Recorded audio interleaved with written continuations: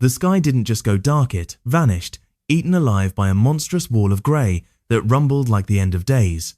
No warning, no mercy, just wind and dirt clawing at the bones of the earth. Alone on a failing patch of prairie, Matilda Granger clutched the frame of her crooked porch as the storm swallowed the horizon whole. She wasn't expecting company, especially not a knock urgent, desperate splintering the silence. She opened the door to find them, men carved from dust and desperation, cowboys dragged in by the wrath of the plains, lost, hungry, half broken by a world that had already moved on without them. She barely had enough to feed herself, but Matilda scraped together what she could. She figured they'd vanish with the storm. Instead, 2 days later, a shadow fell across her fields, not a cloud this time, but a slow procession of riders on horseback, silent and somber, bringing with them a debt no wind could erase. That night, the air groaned with something more than wind, something ancient and angry dragging itself across the wasteland. Matilda stood on her porch, one hand gripping the warped beam for balance, skirts snapping like sails around her legs. That sound, she knew it too well. The old ones called it a death cry, the voice of a dust storm so fierce it could strip your skin and hope all in one breath. The sky was gone. The sun, once a bright copper coin above her fields, was buried behind a suffocating wave of grey. Her livestock moaned low and mournful in the barn. She glanced skyward, whispered a prayer she no longer fully believed in, and pulled her worn shawl tight. She had no husband anymore, no friends either. Just her and the land, and even the land was starting to push back. She was about to turn in when something cut through the wind. A voice, not woo. Shouts, weak but human. Figures appeared, stumbling out of the storm like ghosts.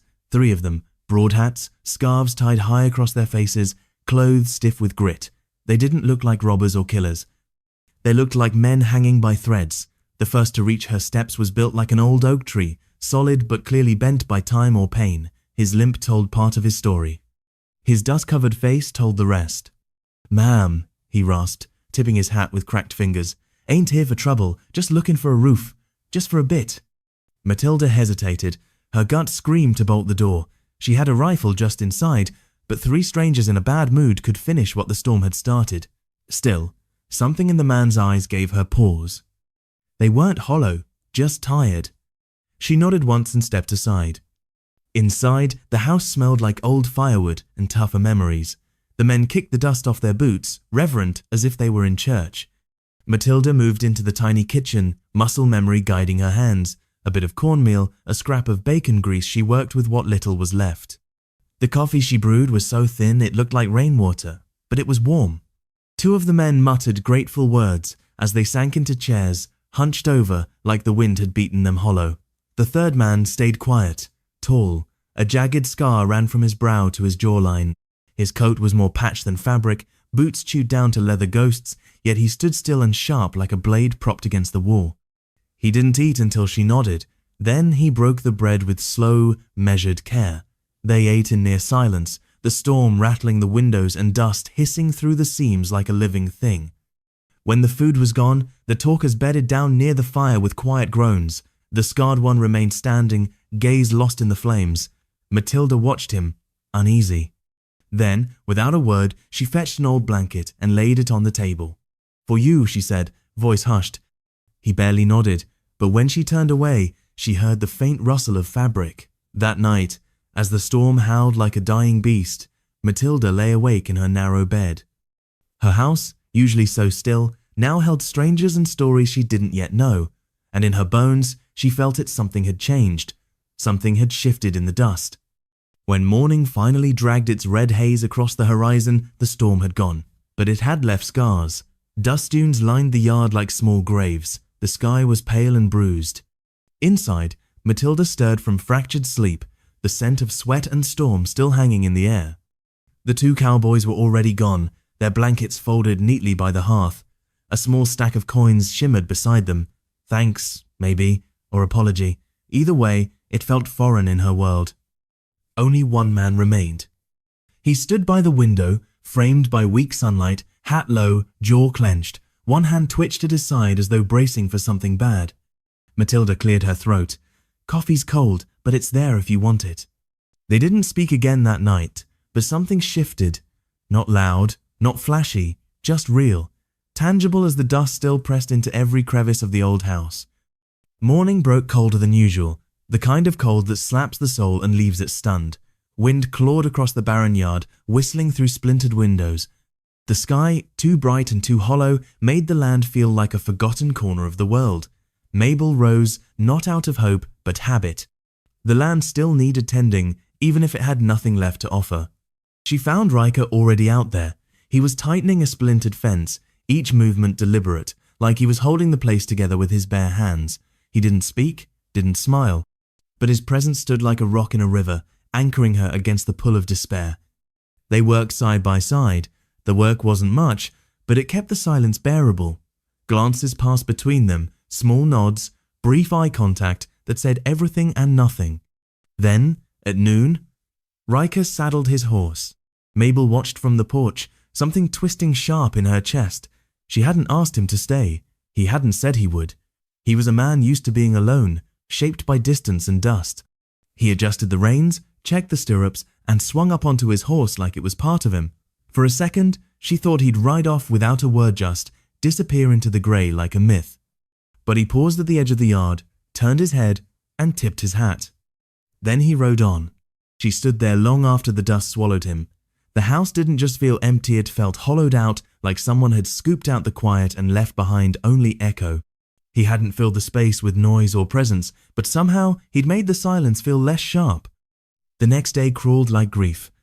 Mabel did what she always did, fixed what was salvageable, let the rest rot. Tried not to imagine things. Hope, after all, was dangerous out here. It sprouted easy and died quicker than a blink. By evening, she ate thin stew at the kitchen table, facing the empty chair across from her like it might speak. She told herself it was better this way, cleaner. She was rinsing dishes when she heard it distant, deep, steady, not wind, not thunder. Her breath hitched. The plate slipped from her hands and cracked in the sink. She ran to the porch, heart thudding against her ribs like a trapped animal. Dust rose on the road like smoke, and then figures. Riders. Dozens of them. Moving slow but sure, stretching across the horizon like the past coming back to claim her. Panic surged in her gut. Was this trouble? Had Reiker led danger to her doorstep? She gripped the railing so hard her fingers ached. Then she saw them. Dust-covered men, worn hats pulled low, horses lean and tired but pushing forward. Not raiders, not thieves, men with purpose. And at the front, Reiker. He rode like someone with intention now. Not like a drifter, not like a ghost. Behind him, their saddles were piled high, bundles of cloth, barrels, crates, sacks slung thick with supplies. It wasn't a raid, it was a return. She pressed a hand to her mouth, knees threatening to fold. They stopped near the porch, every man tipping his hat. Reiker dismounted with slow care and approached the steps. He didn't smile, didn't speak, just dropped a heavy burlap sack at her feet. Flour, by the smell. Then, finally, his voice. Storm took from you. We figured it was time to give some back.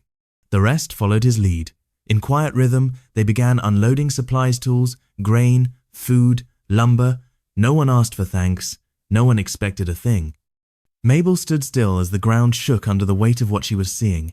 Kindness, given freely, returned with interest. No contract, no strings, just human decency wearing a coat of dust. The wind blew, but it no longer carried dread. It carried promise. The farm burst with sound. Hammers thudded against wood. Shovels scraped the dirt. Laughter cracked through the air like lightning breaking a drought. The men moved like they belonged not to her, but with her.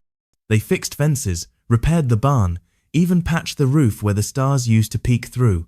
Not one demanded explanation, not one made her feel small. Reiker moved through them like gravity, not loud, not dominant, just undeniable, a quiet kind of authority.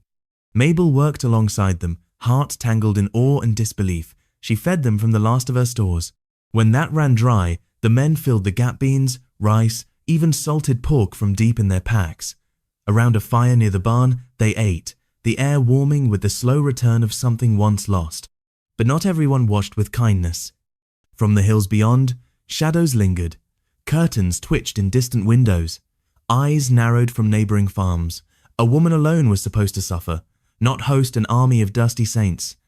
Still, Mabel didn't care. Not anymore. That night, Under a sky punched full of stars, Reiker came to her porch again. The repairs were done. The men were packing to leave at dawn. The wind carried the scent of earth, the promise of something still growing. "You saved us," he said, rough and soft. "I just did what was right," she murmured, hugging her shawl tighter. "Plenty folks turned us away. You didn't." His words hit hard. Truths always did. Mabel looked away, blinking fast. She wasn't used to being seen. "The town won't like this," she warned. "They'll say I'm crazy, or worse." Reiker's lips twitched almost a smile. Town's been wrong before. And in that, he offered her not protection, not a promise, just truth, shared and solid. He was still a stranger, but one who understood what it meant to stand alone and not fall. The riders stayed one final night. At first light, they packed up, saddled horses, said their quiet goodbyes. A few offered thanks, most just nodded. Reiker lingered. She stepped off the porch, breath misting in the morning chill. "Will you come back?" she asked, the words tumbling out without permission. For a long beat, he said nothing. Then he nodded, slow, sure, when the time's right. And then he rode off, disappearing like he'd arrived into the rising sun and the long open stretch of nowhere. Mabel watched until he was only shadow. The land still whispered, the dust still clung, but something had shifted, something real, something like hope, and it had taken root in her bones. The days that followed felt sharper, like the air had changed its texture. She patched the fences, planted seeds, swept the floor with a lighter touch. For once, the future didn't feel like something she had to endure, it felt like something she could shape. But hope had its price. It came first in the form of wheels to creaking wagon and the shrill whinny of a horse too well groomed for this land. Mabel knew before she even saw her. Mrs. Hargrove, the preacher's wife, dressed in judgment and lace. Mabel wiped her hands on her apron and stepped out to meet her. "Good morning, Mabel," the woman said, syrup sweet. "Morning," Mabel replied, "careful." Mrs. Hargrove's gaze swept over the new wood, the stacked supplies, the tightened fences, her smile thinned. "Quite the blessing you've had, dear." "Suppose it is," Mabel said, quiet. "We were praying for you," the woman added, "though some wondered if you hadn't turned from the Lord, accepting aid from strange men and all." And beneath her voice, wrapped in silk, was the blade. The preacher's wife delivered her righteousness like a slap. Mabel's shoulders stiffened. She knew this game how virtue was a tool around here, polished and passed around only when it made folks look good. Her decision to show mercy, to open her door and not let men die in the dirt, had turned her into a rumor with a pulse.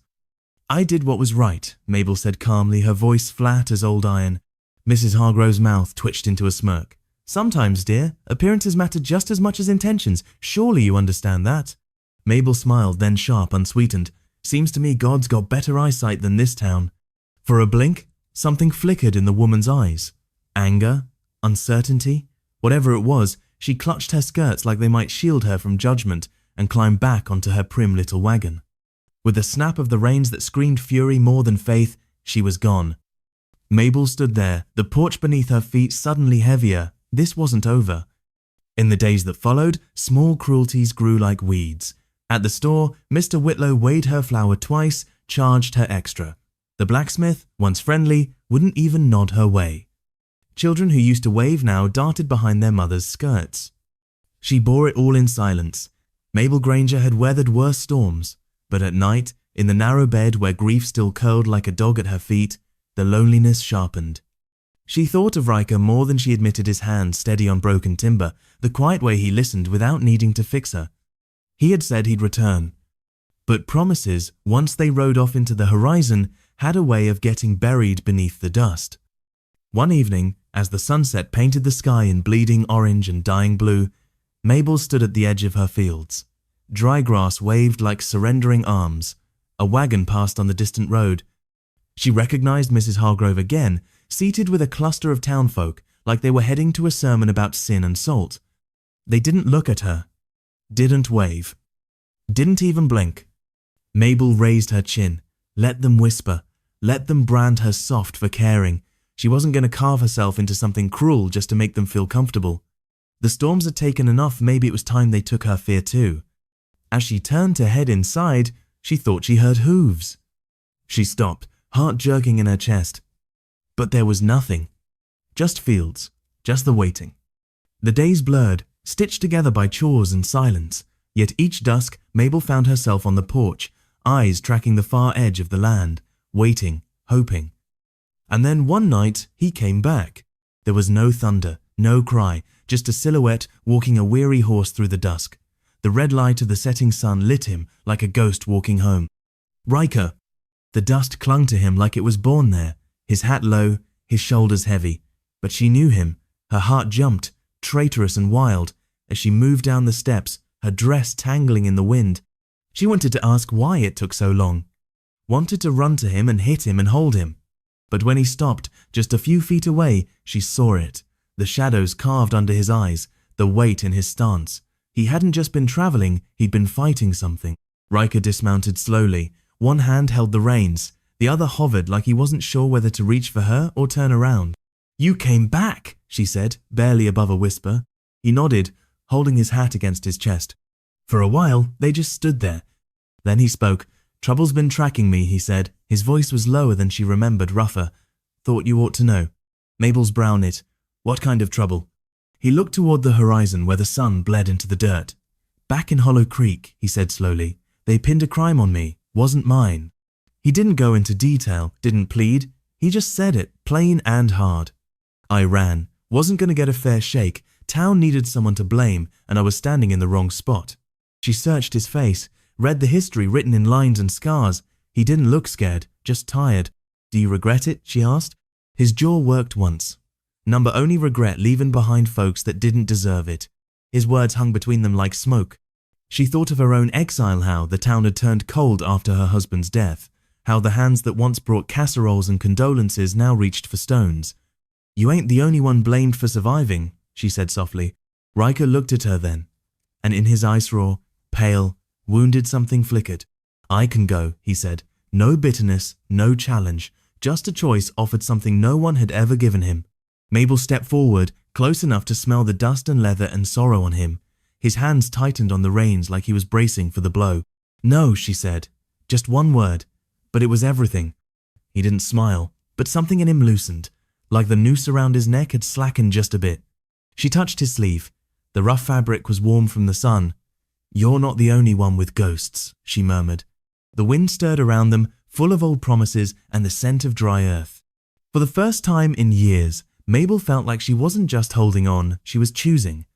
And that night, she chose him. 2 days later, trouble rolled in on horseback. She'd been working the soil, coaxing life out of dust. Reiker was fixing a broken wheel. The quiet was too thick, the kind of silence that comes before a scream. 5 riders crested the rise, their faces hard as stone. She knew them. Mr. Whitlow, the storekeeper, Reverend Hargrove, and 3 other landowners who used to toast her husband, then turned their backs the moment he was buried. They stopped in a line by the porch. Reiker stepped beside her, quiet but unmovable. "Morning, Mabel," the Reverend said, removing his hat but not his judgment. "Morning," she replied, jaw set. "We've come to talk," he said. "There's concerns." Mr. Whitlow didn't wait. "You're harboring a wanted man. Whole town knows it." She felt Reiker tense, but he said nothing. She stepped forward. "I helped a man who needed help," she said. "Same as I would have helped you." "It's not charity," the Reverend said. "It's about safety, appearances." She almost laughed. "Safety? Where was that when my roof leaked through 2 winters? Where was it when my husband died and none of you crossed the road?" They squirmed in their saddles. "You want me to send him away?" she asked. Murmurs of agreement. "It's for your own good," Whitlow said. "For the town." She laughed, Vena brittle, bitter sound. "For my good?" she snapped. "This town's done me no favors." "You have a chance to come back into the fold," the Reverend said. Mabel turned, looked at the land, at the repaired barn, the green shoots, proof of life. Then back at them. "I have a family now," she said. "It might not look like yours, but it's mine." The Reverend's mouth twisted. "You'll regret this." Her smile was calm this time. "Then let me." The men turned and rode off. Reiker said nothing, not at first. "You didn't have to do that," he said finally. Mabel looked at him, her heart pounded. "Neither did you," she said, "when you stayed, when you came back." For a moment, he just looked at her. Then slowly, he reached up. brushed a strand of hair from her cheek. The touch was soft, but it shook her to her core. They stood in the wind, two broken pieces daring to fit together. The warning came at twilight. A boy barefoot, dust-streaked, not more than 12 rode in fast on a mule. "They're coming," he panted, "with ropes." And then he was gone. Mabel froze. She didn't have to ask who they were. Reiker stepped beside her, jaw tight. "How many?" he asked. She swallowed hard. "Enough." He moved fast, saddling his horse, loading a rifle. He didn't tell her to run, didn't tell her to hide. He just stood ready, like protecting her was the only answer he'd ever known. She tried to help, but her hands trembled. This was her land, her hope, her stand, and they were coming to crush it. She turned to him, her voice breaking. "You should go." Reiker tightened the straps, looked at her with that steady, unflinching gaze. "I ain't running," he muttered, his voice low and ragged. Mabel's throat tightened. "I don't want you getting hurt, not because of me," she whispered, barely able to push the words out. Reiker's jaw clenched. He took a step close enough for her to feel the heat rising off his skin, close enough for her to forget the fear. "Been hurt before," he said, eyes fixed on hers. "Not about to let them do it to you." Before she could reply, the sound hit the thudding gallop of hooves cutting into the twilight. Lanterns bobbed like angry fireflies. Over a dozen riders crested the hill, their faces lit with the savage righteousness of men who thought justice wore a noose. Mabel stood firm on the porch, and Reiker stood beside her. His hand hovered over the rifle strapped at his hip, but it stayed down.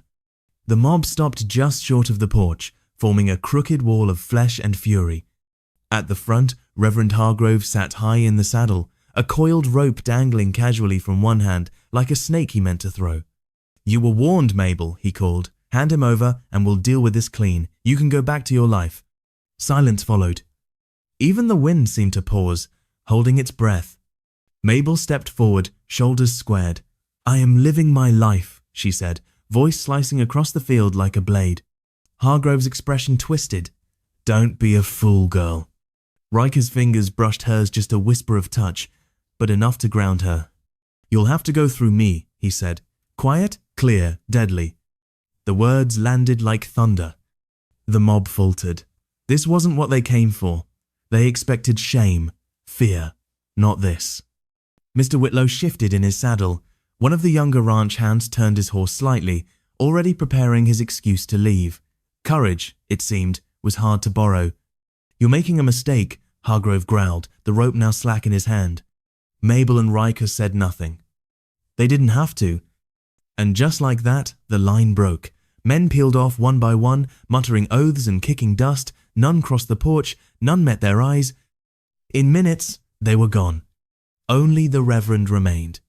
He looked at Th.is, the woman who refused to kneel, at the man who stood in the path of fire, and, in that moment, he looked smaller than she'd ever seen him. He turned his horse without another word and vanished into the dark. Mabel sagged slightly, the adrenaline draining from her bones. Reiker caught her elbow gently. "You all right?" he asked. She looked at him, really looked at him. And in that moment, Mabel Granger believed something she hadn't in years. She wasn't alone anymore, and never would be again. The days that followed weren't wrapped in miracles. The dust still hung in the sky like a veil.